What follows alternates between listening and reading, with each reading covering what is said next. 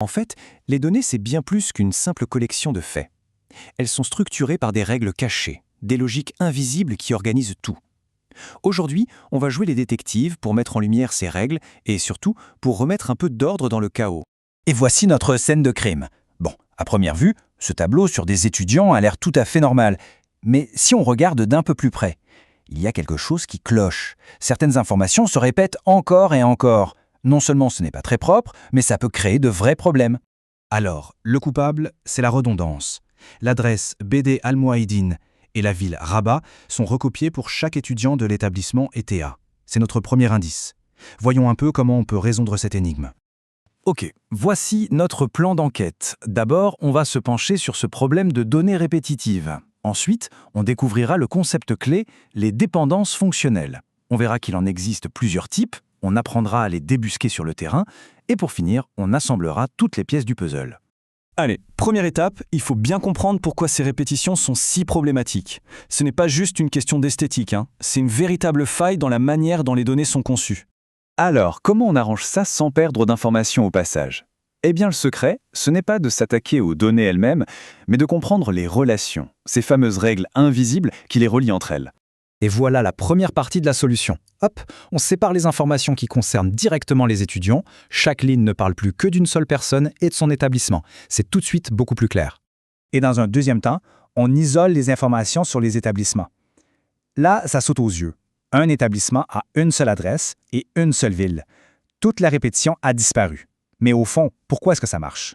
Ça marche parce qu'on a sans le savoir appliqué une règle qui était là depuis le début. Il est temps de mettre un nom sur cette découverte. Ce concept, c'est la dépendance fonctionnelle. C'est vraiment la clé de voûte de toute bonne organisation de données. En des termes simples, ça veut dire que si on connaît une info, on peut deviner une autre info sans aucune hésitation. Pour être concret, la règle qu'on vient d'utiliser, c'était l'établissement détermine l'adresse. On la note comme ça, avec une flèche. Si on connaît l'établissement ETA, alors on sait forcément que l'adresse sera BD Al-Mouahidine. C'est cette règle qui nous a permis de faire le ménage. Bon, maintenant qu'on sait ce qu'est une dépendance fonctionnelle, on va voir qu'il en existe de plusieurs sortes. C'est un peu comme un détective qui apprend à différencier les types d'empreintes. Nous, on va apprendre à reconnaître les différents types de règles. On commence avec la dépendance transitive. Là, l'idée, c'est qu'une donnée en détermine une autre, mais via un intermédiaire. C'est un effet domino. D1 détermine D3, mais uniquement parce que D1 pousse D2, qui à son tour pousse D3.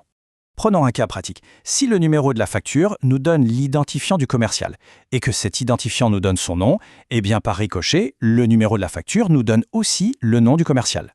Repérer ces liens indirects, c'est super important pour bien structurer les choses.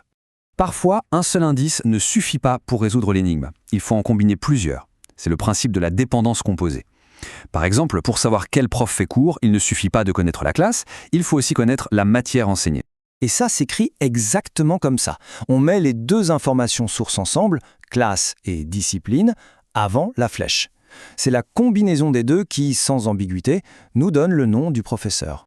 Et pour finir, il y a la notion de dépendance élémentaire. Là, c'est vraiment la recherche de l'efficacité pure. La règle doit être la plus simple possible. Dans le deuxième exemple, on n'a besoin que de la référence du produit pour connaître son nom. Le numéro de facture est une information en trop, superflue. Une dépendance élémentaire, c'est une règle épurée au maximum. Bon, à cette théorie, passons à la pratique. Comment on fait pour devenir un vrai détective de données dans la vie de tous les jours? Où est-ce qu'on va chercher ces fameuses règles?